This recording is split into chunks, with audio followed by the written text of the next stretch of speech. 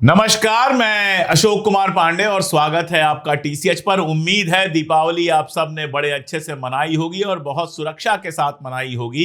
दीपावली है तो रोशनी का त्योहार, लेकिन इस देश में अब एक ऐसी पॉलिटिकल पार्टी है और उसमें कुछ ऐसे लोग हैं जो आग लगाने में भरोसा करते हैं, रोशनी जलाने में भरोसा नहीं करते हैं। गिरिराज सिंह पर आऊंगा, उसके पहले एक पत्रकार है। पत्रकार कहना तो खैर पत्रकारों का अपमान होता है। एंकर हैं, रूबिया लियाकत नाम है उनका। उन्होंने कल बाकायदा पटाखों का जिक्र करते हुए कहा कि इससे कुछ लोगों के दिल जलेंगे। मैं जन्मना हिंदू हूं और मैं जानता हूं कि दीपावली का त्योहार किसी का दिल जलाने के लिए नहीं होता है।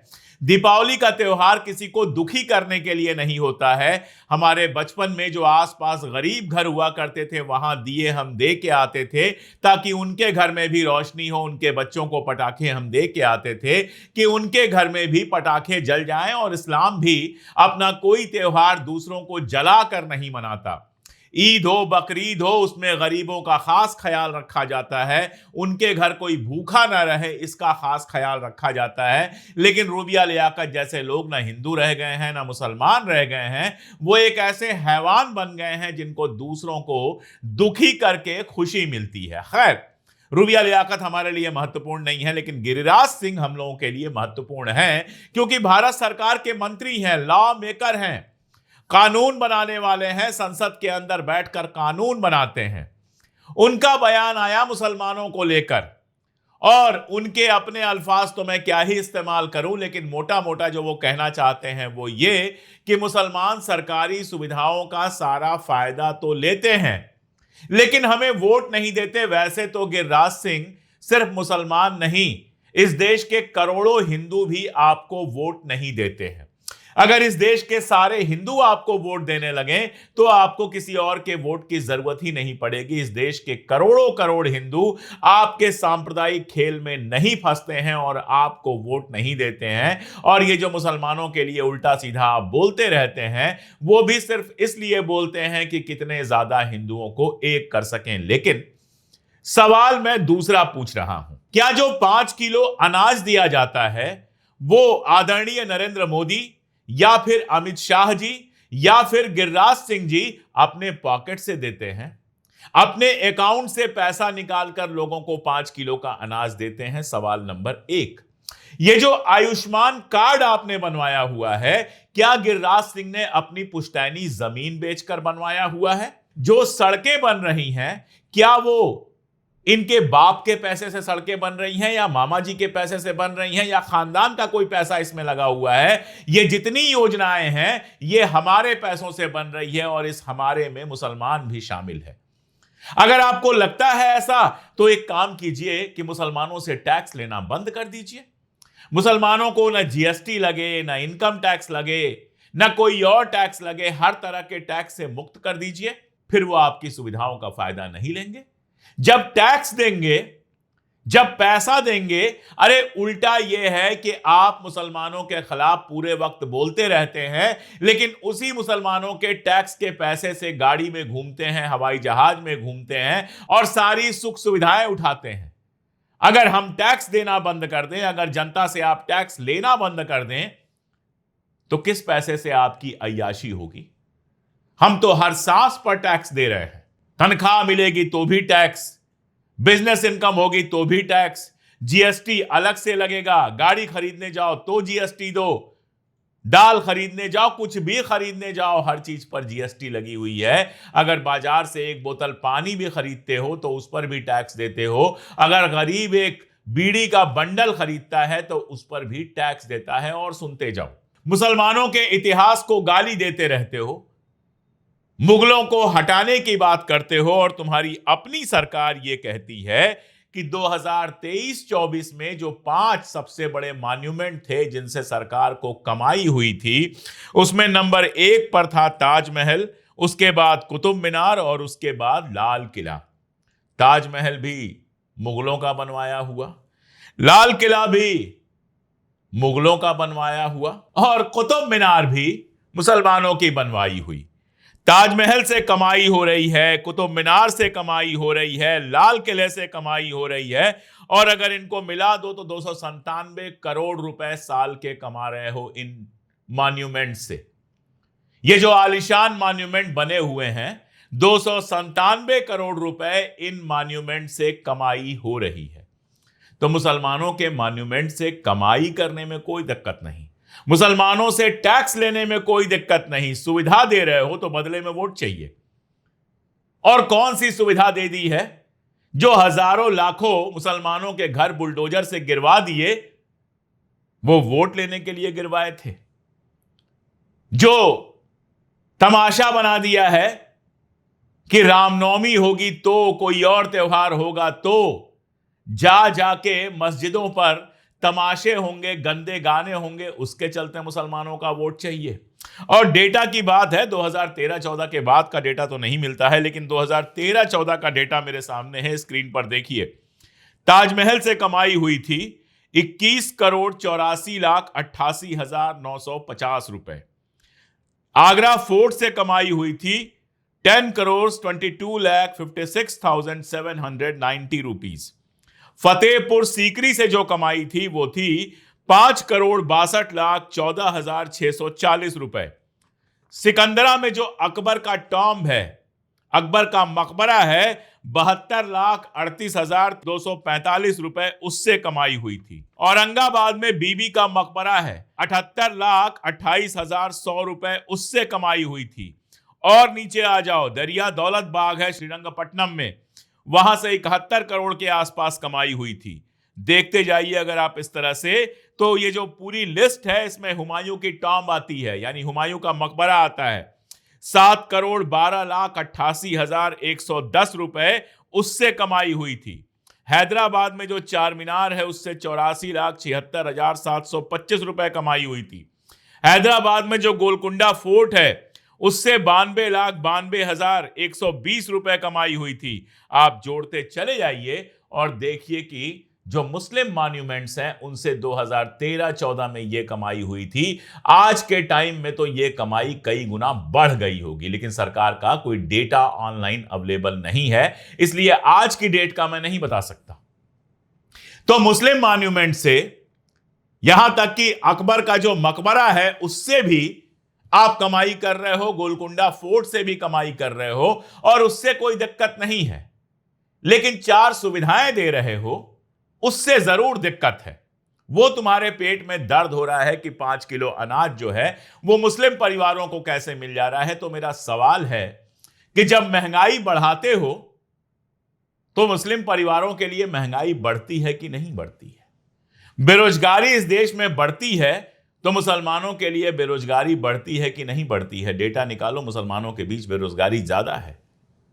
और भी गिनाते चला जाऊंगा, लेकिन यह बेशर्मी जो है, इस बेशर्मी का कोई क्या जवाब दे? हमारे मित्र और कांग्रेस के नेता सुरेंद्र राजपूत ने ठीक ही कहा कि गिरिराज सिंह का दिमाग खराब हो गया है, लेकिन यह केवल दिमाग खराब होने की बात नहीं है। यह बात है चुनाव में किसी भी तरह से नफरत को ले आने की। जब तक नफरत चुनाव के अंदर नहीं आती है तब तक भारतीय जनता पार्टी का माहौल नहीं बनता है। आदित्यनाथ गए, योगी आदित्यनाथ गए बिहार में, और वहां बोला है कि कांग्रेस और आरजेडी जो है वो इसी मुद्दे पर चुनाव लड़ रही हैं कि बुर्के में वोट देने का अधिकार चाहिए। पहली बात तो यह कि क्या घूंघट में वोट देने हमारे घरों की महिलाएं नहीं जाती हैं गांव में? अरे भाई, कोई घूंघट में है, कोई बुर्के में है, जब अंदर जाएगा जो अधिकारी बैठे होंगे वो ऐसे ही थोड़े अंगूठा लगवा देंगे। जब तक आई कार्ड से चेहरा नहीं मिलाएंगे तब तक वो कतई वोट नहीं देने देंगे। क्या लाइन में भी बिना बुर्के के लगना जरूरी है?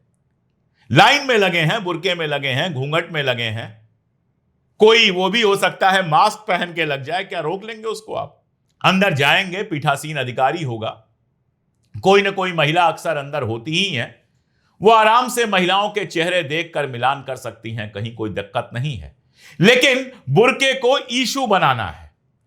आप देखिए, भारतीय जनता पार्टी के हैंडल से कल 1-2 ट्वीट हुए हैं, कल परसों में हुए हैं ट्वीट।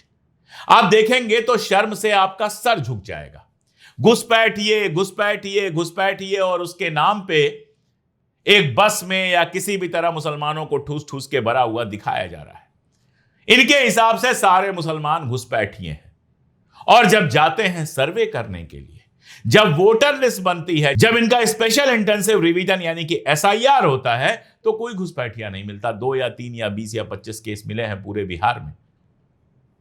घुसपैठियों के ऊपर जो सबसे बुरी टिप्पणी अभी हाल में कोर्ट से आई थी, वो इजराइल के घुसपैठिए के ऊपर से आई थी। यहूदी था वो, जो हिंदुस्तान में लंबे टाइम से रह रहा है। लेकिन मुसलमानों के साथ घुसपैठिए का खेल खेलना है। हर बार यह सवाल पूछा जाएगा कि भैया 11 साल से तुम्हारी सरकार है और तुम्हारे सरकार में तो डिपोर्टेशन कम हुआ है।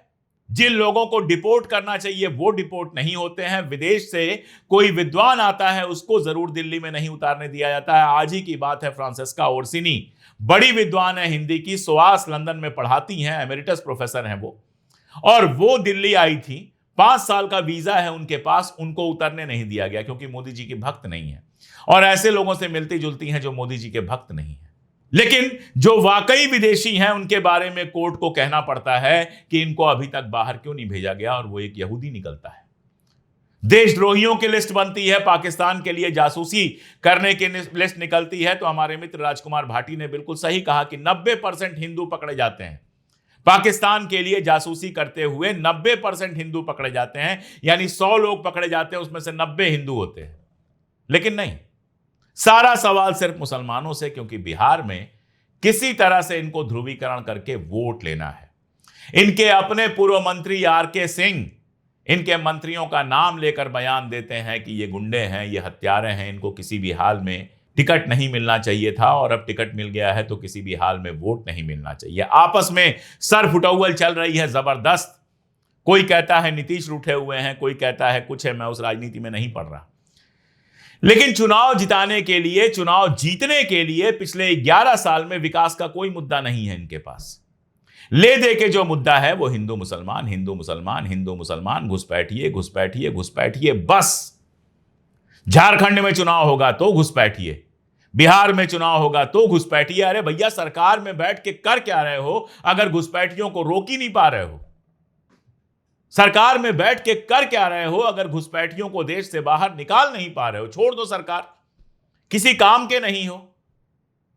अगर वाकई होती ताकत, अगर वाकई होती सरकार तुम्हारी काम की, तो घुसपैठिए कहां से अंदर आ जाते? अरे बिहार तो वैसे भी सीमांत प्रदेश है नहीं, केवल नेपाल से सीमा लगती है, बाकी तो कोई सीमा लगती नहीं है, ना बांग्लादेश से ना पाकिस्तान से। डबल इंजन ट्रिपल इंजन सरकार है तुम्हारी। सीमा पर तुम जो लोग बैठे हुए हैं उन पर कंट्रोल तुम्हारा है, बिहार की पुलिस पे कंट्रोल तुम्हारा है, बिहार के सारे प्रशासन पर तुम्हारा कंट्रोल है, उसके बावजूद घुसपैठिया घुसा रहे हैं। तो फिर तो शर्म से चुल्लू भर पानी में डूब मरना चाहिए गिरिराज सिंह को भी और उनके आकाओं को भी। लेकिन नहीं, मुसलमान 5 किलो अनाज क्यों ले रहा है? तो मेरा जवाब बहुत क्लियर है। मुसलमान 5 किलो अनाज इसलिए ले रहा है क्योंकि मुसलमान टैक्स दे रहा है। मुसलमान आयुष्मान कार्ड का फायदा इसलिए ले रहा है क्योंकि मुसलमान भी उतना ही टैक्स दे रहा है जितना हिंदू टैक्स दे रहा है। मुसलमान इस सड़क पर इसलिए चलता है क्योंकि इस सड़क को बनाने में जो मिट्टी गारा ईंट लगा है, मतलब 90% तो तुम लोग खा जाते हो, 10% जो उसमें से बचता है, उस पूरे 100% में तुम्हारे 90% खाए में भी और 10% बचे में भी मुसलमान का भी टैक्स लगता है। जो ट्रेन चलती है, छठ पूजा है ना, मुसलमान नहीं अपने घर आ रहा है, सारे हिंदू आ रहे हैं। दिवाली थी, सारे हिंदू अपने घर आ रहे थे। सूरत में, तुम्हारे गुजरात में ट्रिपल इंजन वाली सरकार में 2.5 किलोमीटर की लाइन लगी थी ट्रेन पकड़ने के लिए। ट्रेनों में हालत यह है कि लोग जानवरों की तरह कूद के फंस के आ रहे हैं। एसी कोच जो है वो जनरल कोच से बदतर हो गया है, और जनरल कोच तो मत पूछिए।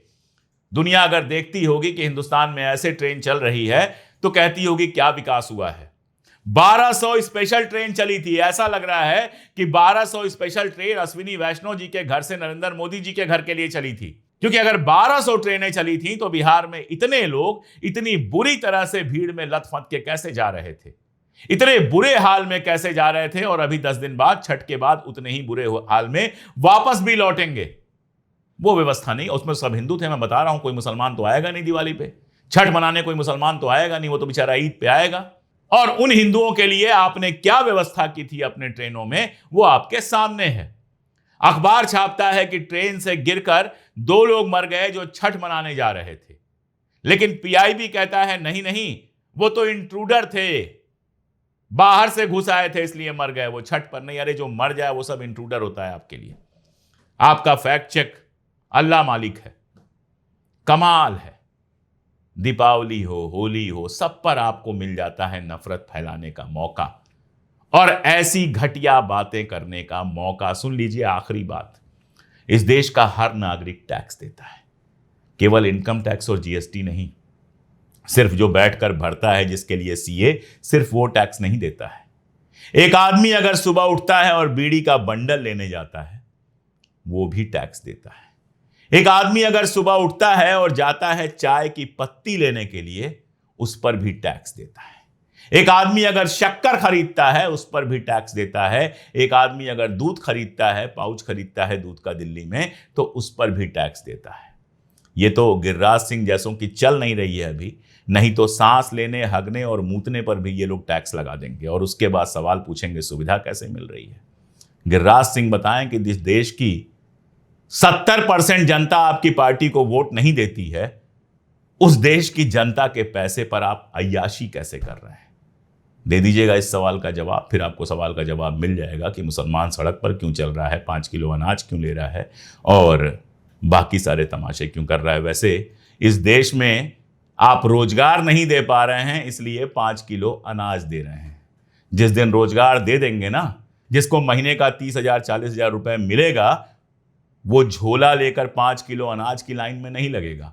वो आराम से जाकर अच्छी दुकान से अच्छी क्वालिटी का अनाज खरीदेगा, बच्चे को स्कूल भेजेगा और शराफत से अपने घर में रहेगा। आप नहीं चाहते हैं कि मनुष्य ये सब कर सके, आप नहीं चाहते हैं कि भारत का आम नागरिक इज्जत से रह सके, इसलिए भिखमंगों की तरह 5 किलो अनाज की लाइन में लगवा रहे हैं, रोजगार नहीं दे रहे हैं। खैर, आज के लिए इतना ही, बहुत शुक्रिया।